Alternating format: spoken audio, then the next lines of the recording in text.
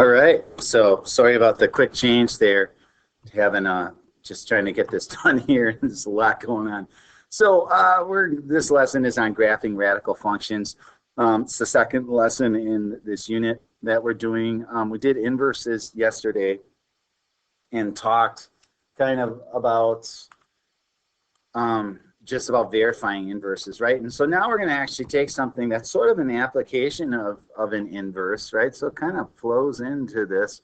And we're going to talk about graphing radical functions. So a radical function is kind of like what it sounds like. It's any kind of function, basically, that has, a root in it. So, f of x equals square root of x is the most basic parent radical function that there is, right? And we're going to graph those. We're going to look at them. We're going to see some interesting things with the square root functions in their domain and range, and how they kind of grow and how that works. The cube root ones are interesting too, but in a different way.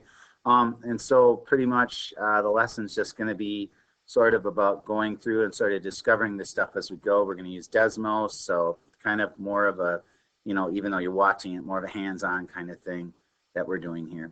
All right, so let's get started. So we're going to start by making a table of values for each function. So these you might be like, well, these aren't square root or cube root. No, we're going to do these, and then we're going to mess around with this, and you'll see why in a moment. So just bear with me. So we've got, for all these, we're going to use 0, 1, 2, 3.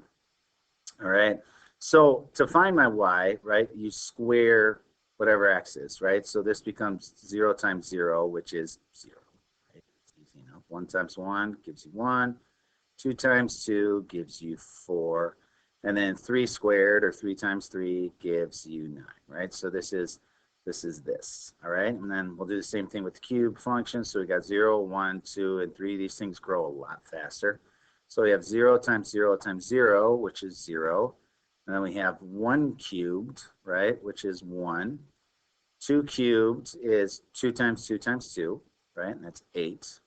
And then 3 cubed is 3 times 3 times 3, which is 27. And then they just continue to get enormous, like very quickly.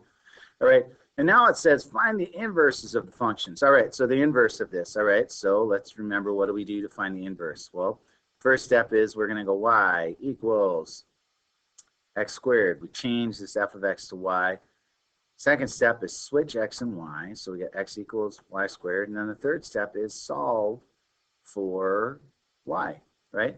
So to solve for y, all I got to do with this one is just kind of take the square root, right? When I take the square root of it, I get y equals the square root of x. Now I'm going to flip this around, and we're going to write it as the inverse function of x is the square root of x. Okay, so that's interesting. That's kind of what we want to see, right? And so if we take this, right, and we go, well, we know that if we found the inverse of this, that means our table here should basically just switch, and so that our new x and y, right, my new x and y should just flip. So we're going to put all these values right here, like this, and then we'll put all these values right here, and we'll see,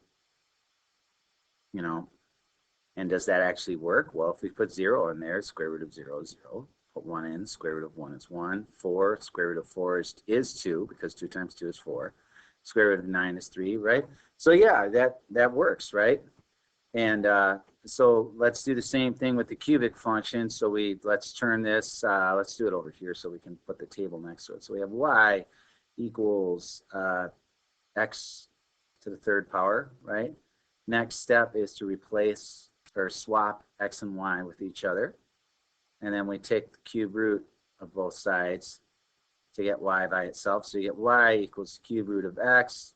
Let's rewrite this as the inverse function of x is equal to the cube root of x.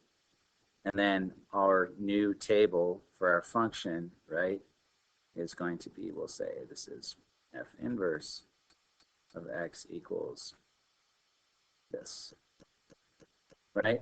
So all these values are going to go right here. So you get 0, 1, 8, 27. And is the cube root of 0, 0? Yeah, it is. Cube root of 1 is 1. The cube root of 8 is 2. And it happens to line up with that. So you can see how these work, right? That these are inverse functions of each other. And for this, it's pretty intuitive and easy to see why it would be inverse functions of each other. Okay, so with that, we've got a table, and we've got you know, so the next step is we are going to start graphing these and look at these and see what's going on with them, and more specifically, like the kind of weird things that happen with domain and range when you're looking at square and cube root functions. All right, and so I'm going to stop the video here so it's not stupidly long, and then we will be back with you, and we'll dive right into decimals. Okay.